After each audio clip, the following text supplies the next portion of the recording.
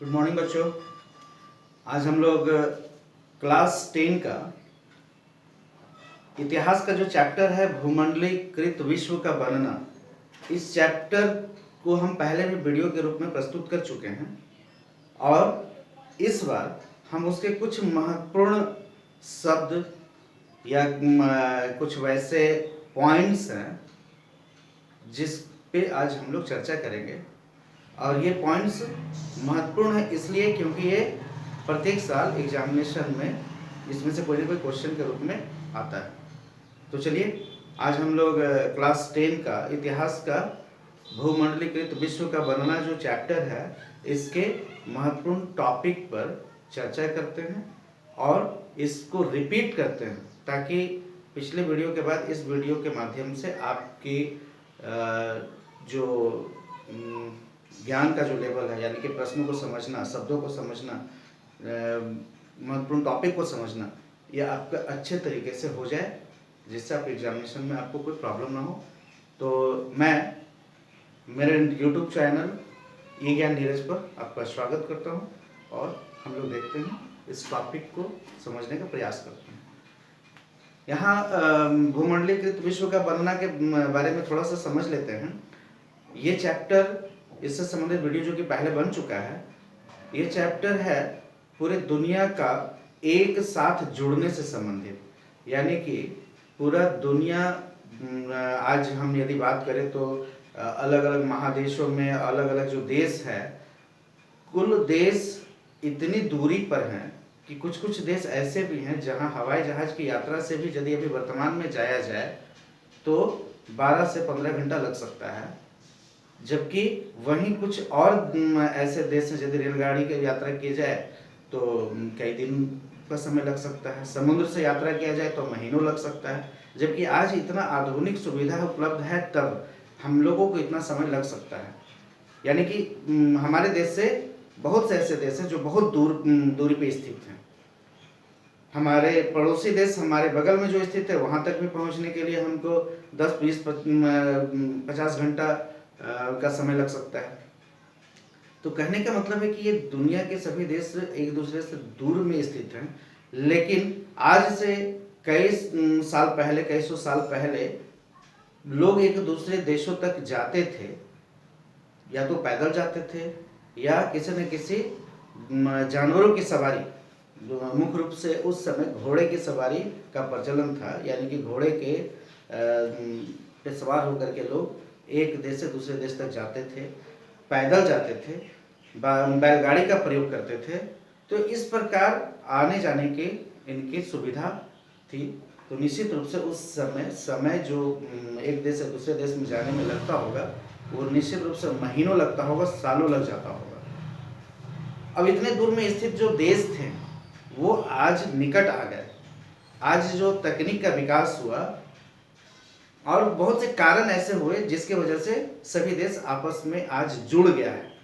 आज हम अपने देश में बैठे बैठे चीन का, अमेरिका का, ब्रिटेन का, ऑस्ट्रेलिया का, हमसे बहुत दूर है ये सब देश, वहाँ के सामानों को हम उपभोग करते हैं, खाते हैं, या वहाँ के बने हुए सामानों का हम प्रयोग करते हैं किसी न किसी रूप में। जैसे मोबाइल और इलेक्ट्रॉनिक आइटम्स के मामले में चाइना के सामानों का हम बहुत अधिक प्रयोग करते हैं। तो उसी तरह से ब्रिटेन से आया हुआ बहुत सा कपड़ा है जिसको हम लोग पहन रहे हैं। तो अलग अलग देशों के जो सामान हैं, भोजन, ये सभी बहुत से देशों से आया है जिसका हम लोग आज यूज कर रहे हैं। तो कहने का ये अर्थ है कि आज हमारा देश दुनिया के दूसरे देशों के साथ बहुत सिमट गया है, एक दूसरे के साथ नज़दीक हो गया है। ये स्थिति को ही हम लोग भूमंडलीकरण कहते हैं या वैश्वीकरण कहते हैं। आज ये वैश्वीकरण जो हमारा महत्वपूर्ण एक शब्द है, वैश्वीकरण, वैश्वीकरण में जहाँ कंप्यूटर, मोबाइल या सूचना संपर्क के जो भी साधन हैं उसके माध्यम से हम बहुत आसानी से सेकंड या मिनटों में हम दूसरे देशों से संपर्क स्थापित कर लेते हैं और वहाँ के प्रोडक्ट या वहाँ से के संस्कृतियों को हम अपने देश में देख सकते हैं या वहाँ के प्रोडक्ट को अपने देश में ला सकते हैं। तो ये बहुत आसान हो गया है। अब पूरे दुनिया सिमटता हुआ एक घर जैसा बन गया है। तो ये है वैश्वीकरण, और ये वैश्वीकरण व्यापार के लिए फायदेमंद रहा।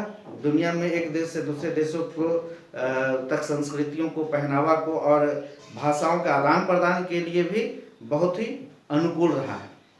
तो इन्हीं प्रक्रियाओं में इस चैप्टर से संबंधित कुछ महत्वपूर्ण शब्द हैं जिसको हमको समझना होगा।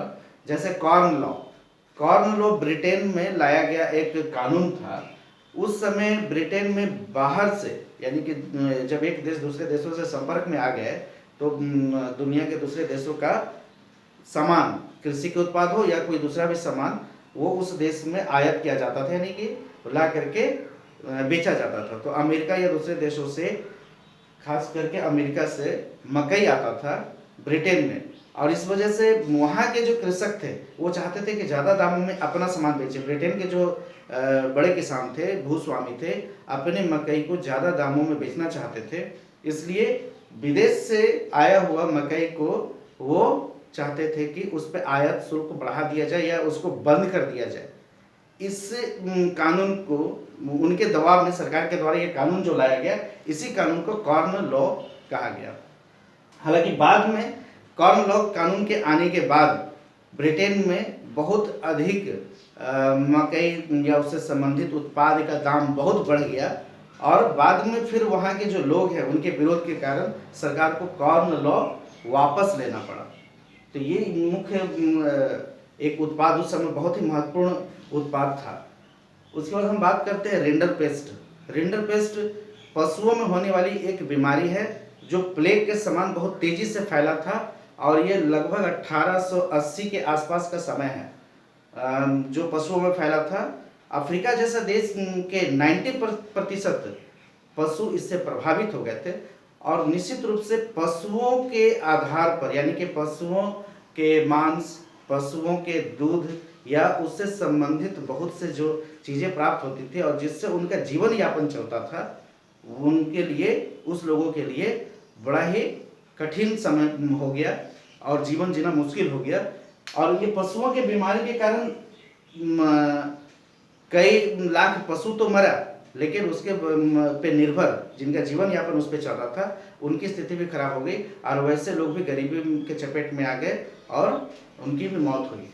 तो कहने का अर्थ है कि ये बीमारी और अफ्रीका में ये बीमारी फैला था, लेकिन साथ ही साथ उस देश से दूसरे देशों तक जो पशु का व्यापार होता था, उस कारण दूसरे देशों तक ये भी पहुंचा। यानी कि अफ्रीका के एक देश से पूरे अफ्रीका महादेश में ये बीमारी फैला। लगभग ये 10 सालों तक ये बीमारी अपने चरम पे रहा। उसके बाद हम महत्वपूर्ण शब्द गिरमिटिया, यानी कि अनुबंधित मजदूर, इसको समझते हैं। ये वैश्वीकरण के दौरान उस समय बहुत से मजदूर को भारत से या बहुत से ऐसे जो दूसरे गरीब देश थे, जैसे कि अफ्रीका के बहुत देश, उन देशों से मजदूरों को इंग्लैंड या अमेरिका या आज हम लोग वेस्ट इंडीज जिसके नाम कहते हैं, वेस्ट इंडीज के जो द्वीप समूह हैं वहाँ ले जा करके इनसे काम करवाया जाता था। और अंग्रेज जो कि उस समय भारत में शासन कर रहे थे, ऐसे मजदूरों को यहाँ से अनुबंध पे ले करके जाते थे। इन मजदूरों से एक कॉन्ट्रैक्ट साइन करवाया जाता था कि वहाँ पे तुम्हें काम करवाया जाएगा, उसके बदले में इतना रुपया तुमको दिया जाएगा। हालांकि उनकी स्थिति बहुत अच्छी नहीं थी। भारत से जो जाने वाले मजदूर थे, जो कनाडा या वेस्ट इंडीज के देश, त्रिनिदाद टोबैगो, ये गुआना, इन सभी जगहों पे गए थे, ऐसे मजदूरों को गिरमिटिया कहा गया। तो भारत में गिरमिटिया नाम से प्रसिद्ध हुए। हालांकि दूसरे दुनिया के सभी देश या फिर भारत से भी जो गए, उनको एक अनुबंध के आधार पर ले जाया गया था, कॉन्ट्रैक्ट के आधार पर ले जाया गया था। इसलिए इस तरह के मजदूरों को अनुबंध मजदूर या गिरमिटिया मजदूर कहा जाता है। अब हम एक ब्रेटन वुड्स सम्मेलन के बारे में हम लोग चर्चा करते हैं। ब्रेटन वुड अमेरिका के हैम्पशायर शहर में स्थित स्थान है, और विश्व युद्ध के बाद जो स्थिति उत्पन्न हुआ, पूरे दुनिया के जो देश थे उनकी आर्थिक स्थिति खराब हुई, और साथ ही साथ महामंदी के वजह से, महामंदी इस चैप्टर का बड़ा महत्वपूर्ण टॉपिक है। महामंदी, विश्व युद्ध के बाद महामंदी की जो स्थिति उत्पन्न हुई 1929 में, और लगभग 5-7 सालों तक ये स्थिति रहा। इस दौरान विश्व के बहुत से देश आर्थिक रूप से कमजोर हो गए। बहुत से ऐसे देश थे जो बहुत दुनिया के दूसरे देशों को कर्ज दे रहे थे, जिसमें अमेरिका सबसे प्रमुख था। बहुत से कंपनियों को कर्ज दे रहे थे, वो कर्ज देना बंद कर दिया। नतीजा वैसे देश जहाँ पे महामंदी का बहुत बड़ा असर नहीं था, लेकिन चूंकि उन देशों में अमेरिका के कर्ज को रोक दिया गया, कर्ज देने से रोक लगा दिया गया, इस वजह से वहाँ के देश के कंपनी को भी नुकसान हुआ और नतीजा पूरी दुनिया में महामंदी का असर हुआ। हमारे भारत में भी महामंदी का असर हुआ था। तो ये महामंदी की वजह से आर्थिक गतिविधि में नुकसान हुआ, उत्पादन कम होने लगा, रोजगार की स्थिति खराब हो गई।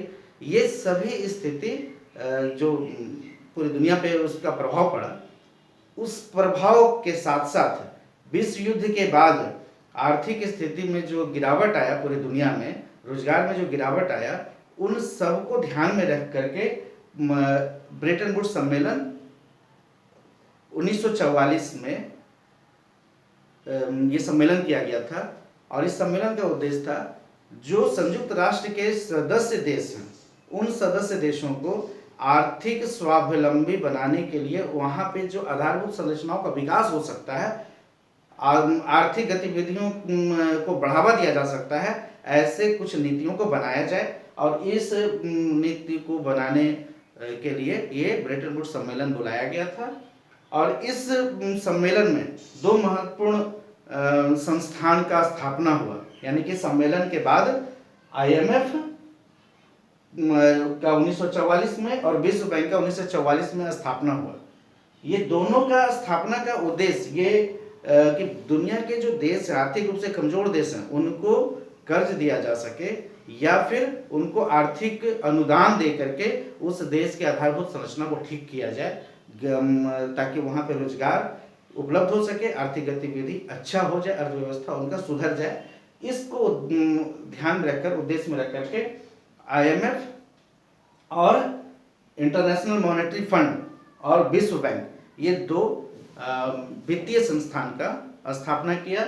और इस दोनों संस्थान का हेड ऑफिस, मुख्यालय वाशिंगटन DC अमेरिका में स्थित है। तो ये ब्रेटन वुड्स सम्मेलन का 2 महत्वपूर्ण संस्थान का स्थापना ब्रेटन वुड्स सम्मेलन की वजह से संभव हो पाया। इसलिए इस दोनों संस्थान को ब्रेटन वुड का जुड़वा संतान भी कहा जाता है। अब हम लोग बात करते हैं विश्व युद्ध का प्रभाव पे भी हम लोग चर्चा कर चुके हैं, महामंदी पे भी हमारा चर्चा हो गया। वैश्वीकरण के बाद जो विश्व में जो बदलाव आया, वो बदलाव एक बहुत बड़ा बदलाव था, और वो था कि दुनिया के जितने भी देश थे, उन देशों तक बड़ी बड़ी कंपनियां पहुंचने लगी अपने उत्पाद को बेचने के लिए, और अपने उत्पाद को बनाने के लिए बड़े बड़े कारखाने लगाने लगे। ऐसी कंपनी जो एक देश से अधिक देशों में स्थित थे, जी उस तरह की कंपनी को बहुराष्ट्रीय कंपनी कहा जाता है। अब ये हम बात करें इस कुछ एग्जाम्पल, जैसे कि बहुराष्ट्रीय कंपनी की हम बात करें तो अमेरिका का कोका कोला, उसके बाद पेप्सी, ऐसी बड़ी कंपनी है जो उस समय शुरुआत हुआ और वो दुनिया के दूसरे देशों तक इस कंपनी का पहुंच बना। आज के डेट में हम लोग बहुत से ऐसे चीज़ है जो भारत की कंपनी भी दुनिया के दूसरे देशों में पहुंचा। तो अब कोका कोला अमेरिका के साथ साथ कनाडा, ब्रिटेन, भारत या पूरे दुनिया के लगभग सभी देशों में इसके कारखाना है, या फिर यहाँ तक वो अपने सामानों को बेचने के लिए कोई ना कोई माध्यम से व्यापार करते हैं। तो ये इस तरह की कंपनी को बहुराष्ट्रीय कंपनी कहते हैं, यानी कि कई देशों में इस कंपनी का व्यापार होना और कारखानों में उत्पादन होना इनका मुख्य कारण रहा है। बहुराष्ट्रीय कंपनी जो है वो वैश्वीकरण को बढ़ाने में बहुत मदद किया। अभी जैसे हमारे देश में भी कुछ अपने देश की कंपनी भी है जो पूरी दुनिया के दूसरे देशों में व्यापार करती है।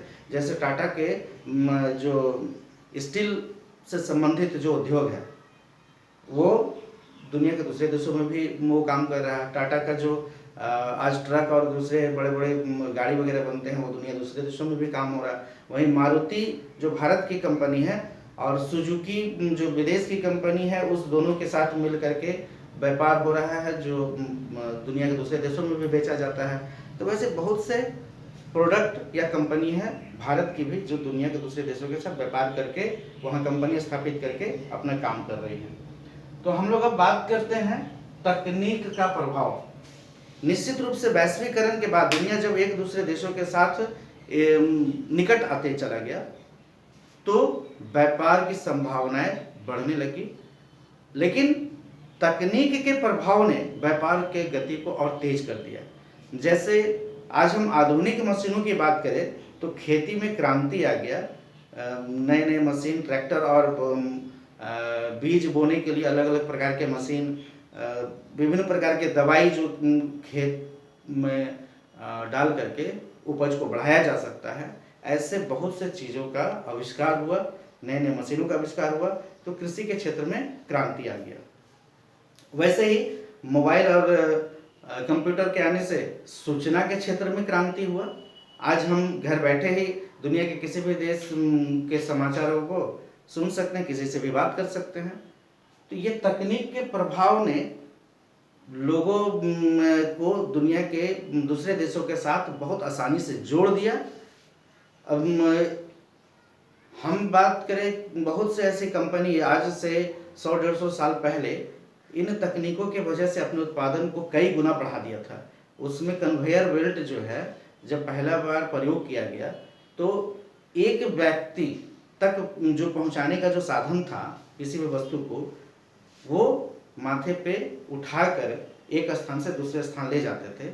इसमें समय बहुत अधिक लगता था और काम बहुत कम होता था।